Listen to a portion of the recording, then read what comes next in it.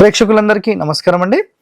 ఈరోజు మనం బావులకు సంబంధించి, కూపాలకు సంబంధించి అసలు ఒక ఇంటి లోపల ఎటువైపు మనం బావులు పెట్టడము, సంపులు పెట్టడము, వాటర్ స్టోరేజ్కి సంబంధించిన గుంతలు తవ్వడం చేస్తే ఎలాంటి లాభాలు ఉంటాయి, ఒక ఊరికి ఎక్కడ చేయాలి, ఒక ఊరికి ఒక ఇంటికి ఎలాంటి లింక్ అనేది ఉంటుంది.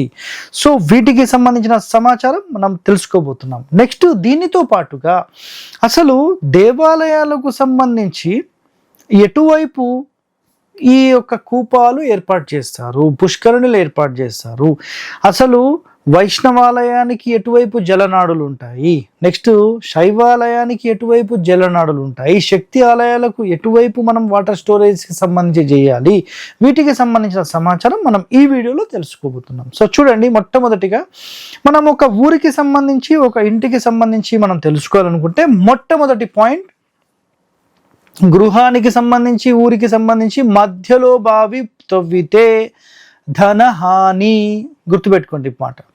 అలాగే ఈశాన్యంలో పుష్టి, ఓకే, తూర్పు దిక్కున ఐశ్వర్యము, ఆగ్నేయంలో పుత్రహాని, దక్షిణంలో శ్రీనాశనము, నైరుతి దిక్కున మృతి, పశ్చిమమున సంపద,